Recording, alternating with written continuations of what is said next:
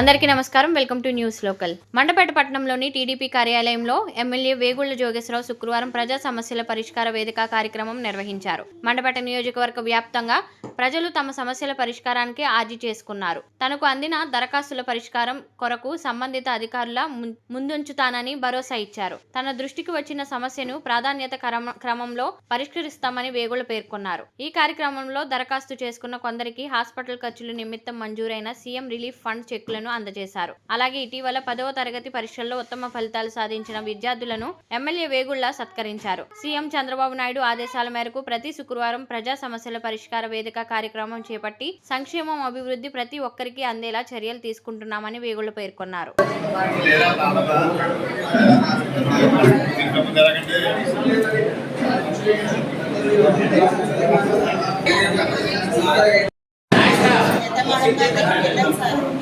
Madam గారు కూడా అమ్మ ఏదోలా కొంచెం కట్టించుకున్నాను అంటారు. ఇంట్లోనేమో సొంతగారు ప్రెసిడెంట్ గారితో